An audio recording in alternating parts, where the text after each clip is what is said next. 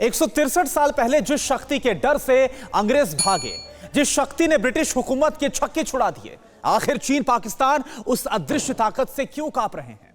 वो अघड़ शक्ति क्या है, कैसी है, जिसमें चीन पाकिस्तान को अपना काल नजर आता है? न सिर्फ काल दिखता है, बल्कि वो शक्ति भारतीय सेना को अखंड विजय का भी वरदान देती है।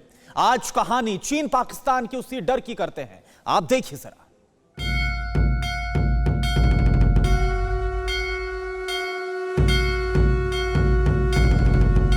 जिस अदृश्य महाशक्ति से कांपते हैं चीन पाकिस्तान, तो हजारों की संख्या में, एक दो नहीं हजारों की संख्या में पंजाब तक से जो भी क्रांति स्वतंत्रता सेनानी या क्रांतिकारी थे, वो सब इसी हॉल में उनका सम्मेलन होता। जिस शक्ति ने 1857 में अंग्रेजों के टुकड़े टुकड़े किए, इस स्वतंत्रता आंदोलन की पहली चिंगारी यही प्रस्फुटित हुई थी। जिस पलटन के नाम से चीन पाकिस्तान के पसीने छूटते हैं। अंग्रेज हमारी फौज को काली पलटन कहते थे और अंग्रेजों की फौज को गोरी फौज कहा जाता था। वो छावनी जिसकी वीर गाथा पाकिस्तान और चीन को डराती है। मारे गए और इसके बाद यहां से विद्रोही सिपाही सीधा दिल्ली की तरफ कूच कर गए। पाकिस्तान चीन के जवान हुक्मरान जिस महाशक्ति के नाम से कांपते हैं, जिस औघड़ शक्ति का नाम सुनकर दुश्मन बिलों में दुबक जाते हैं, जिस औघड़ शक्ति ने 1857 में अंग्रेजों को धूल चटाई, जिसके सामने एक आहुति डालने से सरहद पर बैठे चीन पाकिस्तान के प्राण सूख जाते, उस दिव्य औघड़ धाम पर हिंदुस्तान के जांबाज फौजी कैसा चमत्कार महसूस करते, कैसा रहस्य देखते हैं। वो कुआं कहां है जिससे निकली भीषण चिंगारी ने 1857 में ब्रिटिश हुकूमत की ईंट से ईंट बजा दी थी? अंग्रेजों को भगाने वाली औघड़ शक्ति से चीन पाकिस्तान क्यों थर्राते हैं? आज उस औघड़नाथ के देशभक्ति वाले वरदान की कहानी जो हमारी सेना को आज भी चीन और पाकिस्तान पर फतेह का अजय हथियार देती है।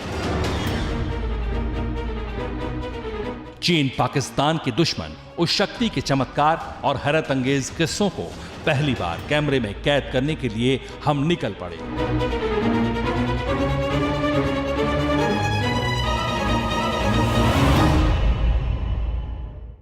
इस वक्त हम मेरठ के बाबा औघड़नाथ मंदिर में मौजूद हैं। हम आपको बता दें कि ये मंदिर भारतीय सेना के मेरठ छावनी के ठीक बीचों बीच मौजूद हैं और इस मंदिर की अपनी एक अलग कहानी है।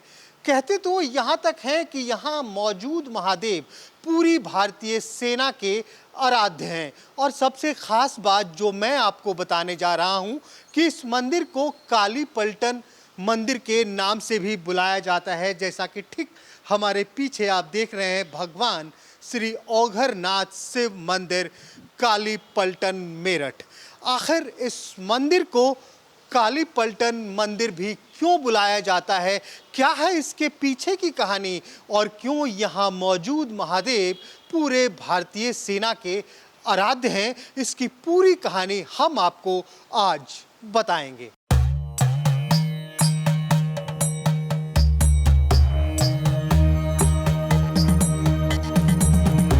यह हिंदुस्तान की आजादी की गदर कथा है। इस गदर का आगाज 10 मई 1857 को मेरठ छावनी से हुआ। उसी छावनी की दीवार से सटा धाम हमारी मंजिल था। बताया यह गया था कि इस औघड़नाथ धाम से निकली ताकत ने ही अंग्रेजों को धूल चटाई थी।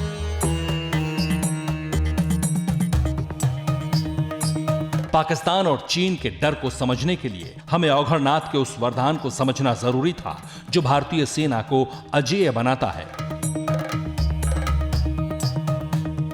कहते हैं कि 1857 की क्रांति की चिंगारी किसी आग से नहीं जली थी, किसी बारूद के ढेर पे नहीं लगी थी, बल्कि वो चिंगारी प्रस्फुटित हुई थी एक कुएं के पानी से। और आज भी वो कुआं यहाँ काली पलटन मंदिर में मौजूद है।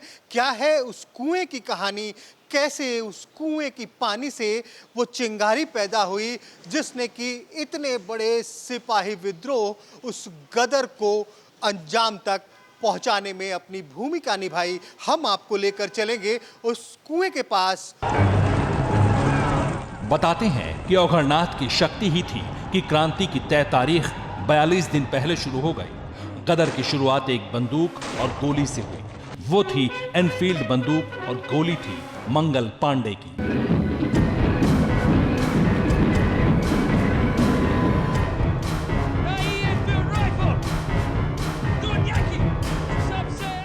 मेरठ छावनी में सिपाहियों को दी गई एनफील्ड की बंदूक भरने के लिए कारतूस को दांतों से काटकर खोलना पड़ता था।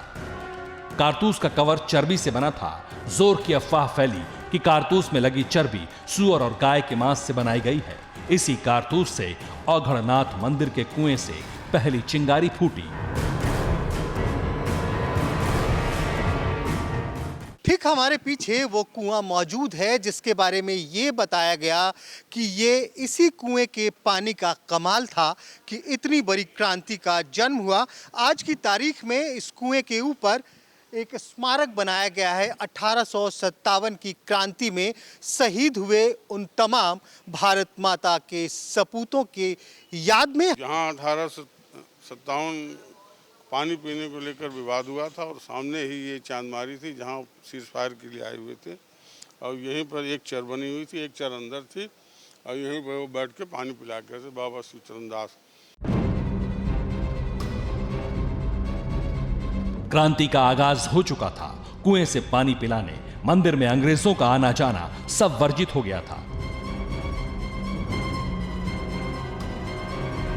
ऐसा इसलिए क्योंकि चर्बी वाले कारतूस ने हिंदू मुस्लिम सिपाहियों को एकजुट कर दिया।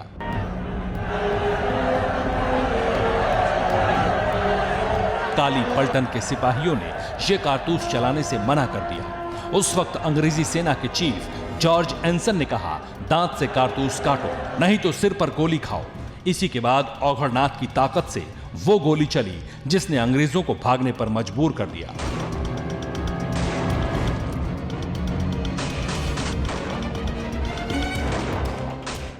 काली पलटन मंदिर में शहीद स्मारक से ठीक 20-25 फीट की दूरी पे आप ये दीवार देख रहे हैं। ये मंदिर की दीवार है और आज भी इस दीवार के उस तरफ है भारतीय सेना की छावनी और जिसे अभी पंडित जी बार बार चांदमारी बता रहे थे। हम आपको बता दें चांदमारी कहते हैं फायरिंग रेंज को और उस वक्त भी यहाँ पे अंग्रेजों का फायरिंग रेंज हुआ करता था और ठीक इसके पीछे अंग्रेजों का वो शस्त्रागार था, बारूद खाना था। और जब यहाँ से सिपाही विद्रोह की शुरुआत हुई तो सबसे पहला निशाना बना अंग्रेजों का वो चांदमारी का ठिकाना और उसके बाद सीधे विद्रोह करने वाले सिपाही पहुंच गए उस बारूद खाने में और यहां से फिर अंग्रेजों की सामत आ गई।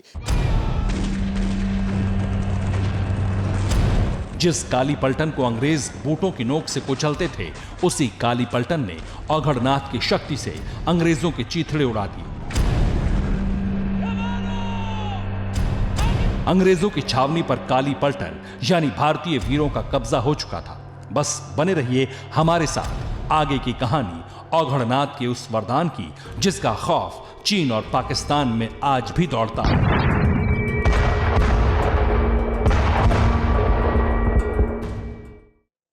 परवाह देश की, सोमवार से शुक्रवार रात 10 बजे TV9 भारतवर्ष पर।